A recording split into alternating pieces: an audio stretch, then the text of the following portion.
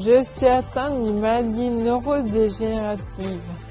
Je me suis lancé un défi, parcourir 1000 km à tricycle pour faire connaître la réalité des soins palliatifs.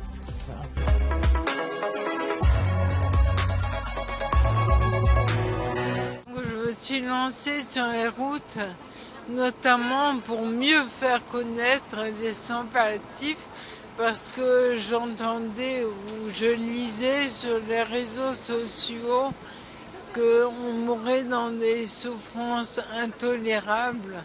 Et je savais que ça n'était pas vrai.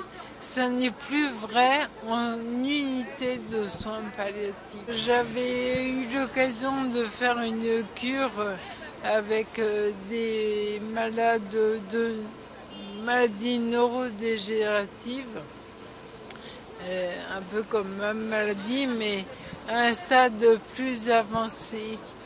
Et j'ai remarqué que ce qu'on vivait, c'est quelque chose d'extrêmement bon. En fait, le personnel était très attentif aux besoins de chacun. Et en fait, ça a été un moment très heureux. Et je me suis dit, tiens, les soins palliatifs, ça doit être ça. Et donc, j'ai ensuite cherché un peu, je me suis renseignée. Et j'ai vu que non seulement les soins palliatifs étaient bons, mais qu'ils étaient une vraie réponse à la souffrance.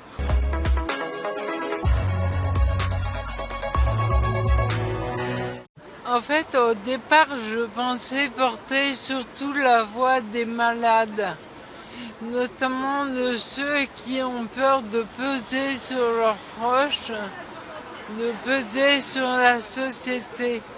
Mais c'est ajouté au fil de ma tournée la voix des médecins en soins palliatifs, des infirmières, des aides-soignantes qui en fait se sentent très peu reconnues. Et ça fait mal aux équipes palliatives d'entendre qu'on meurt dans des souffrances atroces.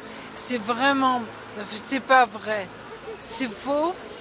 Et c'est injuste de le dire, j'ai rencontré une jeune femme dont la tante a fait ce choix d'aller mourir en Hollande simplement parce qu'elle ne savait pas qu'en France, elle pouvait bénéficier d'autre chose, d'être soulagée de sa souffrance. Moi, je voudrais vraiment demander que, comme la loi le demande, que chaque Français puisse avoir accès, lorsqu'il en aura besoin, à des soins palliatifs dignes de ce nom. Pas seulement un lit dédié où le personnel est débordé et en fait doit s'occuper avant tout de ceux qui sont encore guérissables.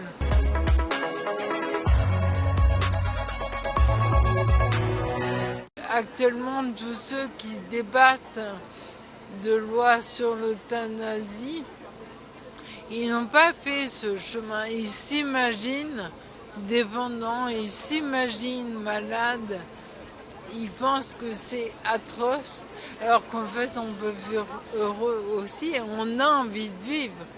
C'est pas parce qu'on est malade ou handicapé qu'on n'a pas envie de vivre, chacun à sa mesure. Il me semble que promouvoir l'euthanasie ou le suicide assisté, c'est ne pas tenir compte de la réalité. Il y a quelques personnes, mais c'est extrêmement rare, qui veulent décider de leur mort et donc qui demandent cette loi. Mais ce n'est pas parce qu'ils sont en souffrance physique. D'ailleurs, la souffrance physique actuellement, elle peut être abolie par la science, on sait le faire. Nous ne vivons pas dans des bulles. Une personne qui aurait le droit du suicide assisté, en fait, elle pense que ça ne touche qu'elle, alors qu'en réalité s'engage toute la société, pas seulement ses proches, mais toute la société qui choisit la mort, qui choisit d'abord d'éliminer le souffrant au lieu d'éliminer la souffrance. Et je pense que aider une personne à ne plus souffrir, c'est vraiment gagner en humanité.